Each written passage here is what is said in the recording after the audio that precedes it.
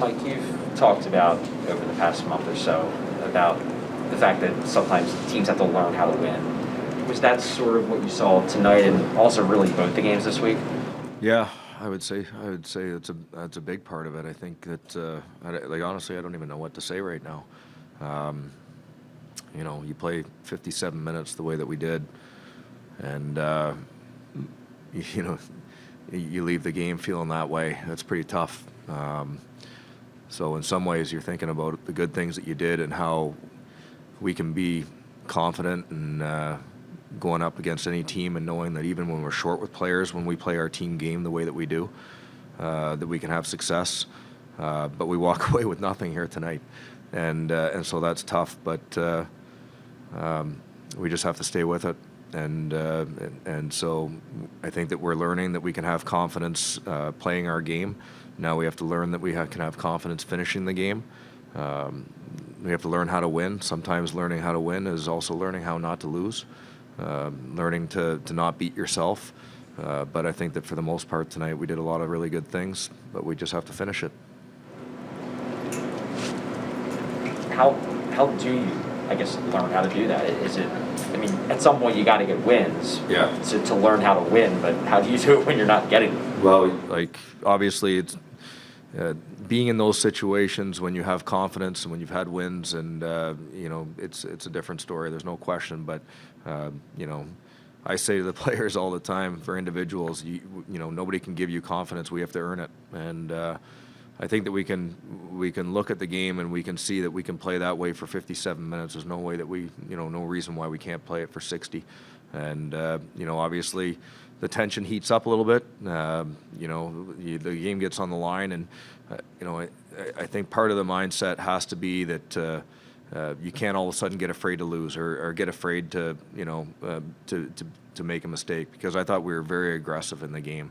I thought we were aggressive the way that we defended, the way that we closed, the way that we took away time and space, the way that we attacked. And then obviously, you grab that lead, now all of a sudden you can't just say, I got to try to hang on here, because now you're just getting away from everything that you had success with. So there's part of it's being smart, but at the same time, it's not about being safe. So we have to continue to learn that and teach that. Mike made the decision to move Jerry Mayhew up to the top line going into the second period. What did you make of him and his play and his return to action tonight? Well, you know what? He works. It's a big thing. He works and he skates, and you can have success in this league when you do those two things. And obviously, he's got skill to make plays, and you can't just put anybody up there that's going to work and skate. But he's got the ability to make plays, and he's obviously very confident as well right now. So I thought that that line needed a switch, and I thought that he provided a good spark.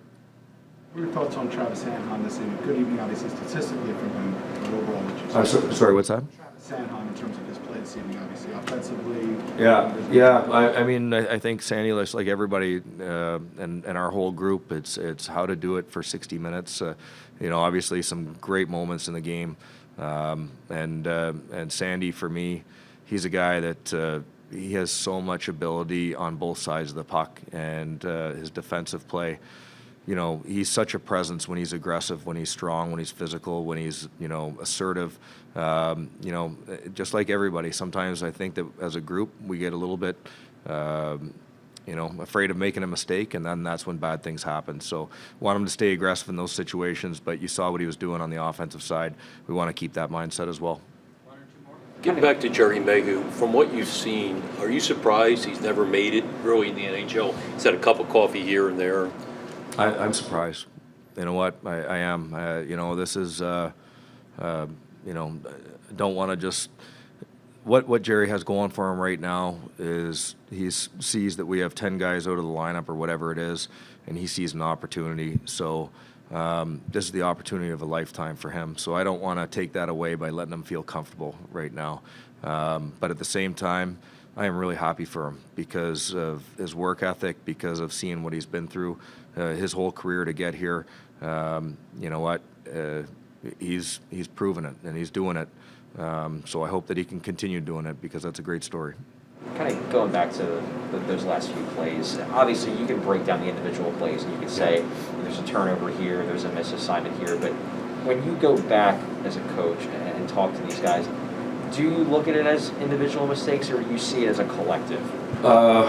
Well, I think we approach every game, as that particular game, and so tonight, yeah, like I mean, what we've been doing here, I don't know if you guys can see it. I can see it that we can play with anybody. Like our team game is really coming along, and it's finishing it that we're not doing the job, and so every game that we take right now, I've shown way more video this year than I've ever shown in my coaching career, and holding players accountable to the plays that they're not making or that we need them to make, and at the same time teaching, and that's what we have to continue to do. So we'll look at the end of the game. We'll also look at the rest of the game, and we're going to keep learning, and we're going to keep working towards getting to where we want to be.